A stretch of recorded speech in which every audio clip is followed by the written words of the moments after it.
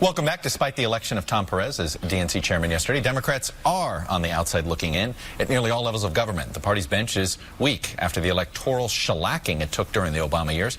But one possible bright spot for Democrats is John Hickenlooper of Colorado. He's the former mayor of Denver and current governor who won both of his gubernatorial terms in 2010 and 2014, two of the worst years for Democrats nationally in their history. His state is increasingly blue in a region of the country that has been a surprise growth area for Democrats over the last decade. He's also a frequently whispered name in the early stages of the Democratic presidential sweepstakes for 2020. I'm sure he loves me saying that. Governor Hickenlooper joins me now. Governor, welcome to Meet the Press. Great to be here. Let me start with the question that I ended the Tom Perez interview with, which is this idea that Democrats look like they're uniting around this idea of just being the party of no and the party of anti-Trump. That doesn't seem to be your comfort zone. Is it moving too fast in that direction, in your opinion? Well, I think I'm not sure it's moving that fast in that direction. Certainly there's a lot of, anxiety and anger and protest going on. But you look at someone like Tom Perez, who is, he's lived through bias and prejudice. He's experienced it firsthand. He spent years, fighting for social justice and civil rights. And he also, as Secretary of Labor, did more to think about how do we re-educate people for the next generation of jobs than just about anybody. I mean, he's a constructive person. Now, obviously, he's got lots to criticize, and that's part of his job, but he brings a broad background to the job. I hear you, but you had Hillary Clinton saying resistance, using that actual word, which for a Clinton, any Clinton, it just seemed like a shock to the system. But you heard Chuck Schumer say dump Trump. He's the Senate Democratic leader. A week after the election, he was even saying, well, on some things, if we agree with him, we'll work with a President Trump. That seems to be gone, and is that going to bite the Democrats at some point?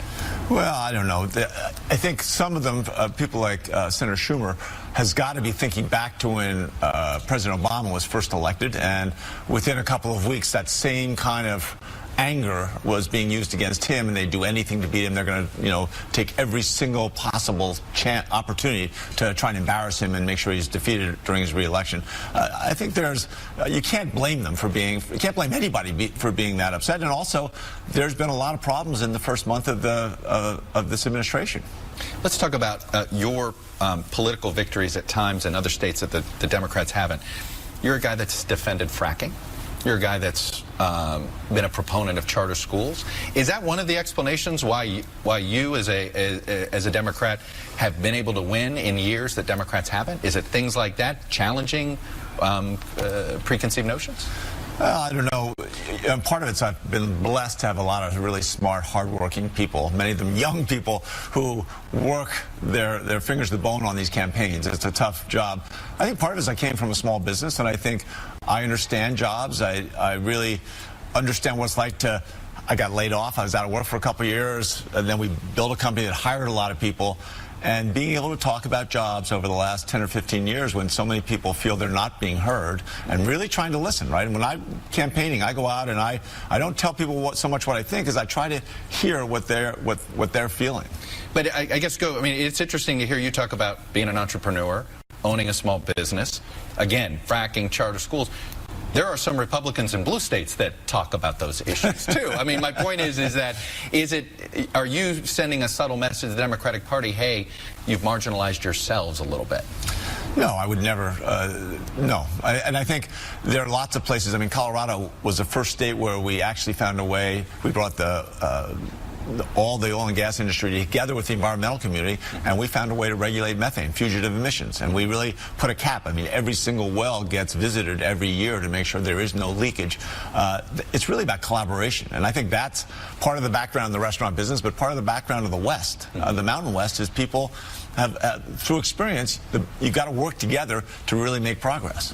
All right. You're the governor of Colorado, so marijuana is going to now always be a question from a national reporter.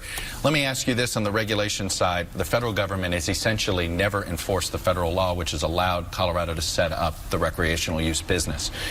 There's a new attorney general. We know that Jeff Sessions, as a senator, was opposed to it. You're blessed as a governor to have senators from both parties. That's always a good thing, no matter who's in charge. What do you hear from your Republican colleagues about whether Jeff Sessions is going to basically enforce federal law and shut down on recreational use marijuana businesses?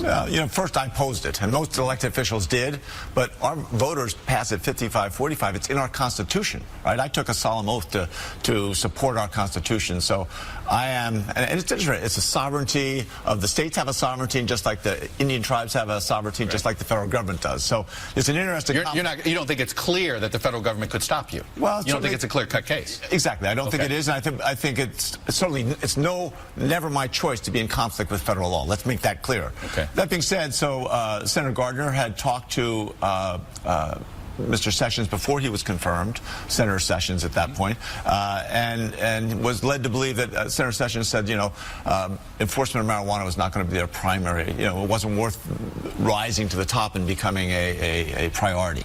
And was the implication was, you don't have to don't go crazy on this. Now, obviously things might have changed and we have to see what happens, but I mean, there's over 60% of American people are now in a state where either medical or recreational marijuana is legalized. This has become one of the great social experiments of our time. If this were put on a ballot today, I know you opposed it before. If it were put on a ballot today, would you now support it?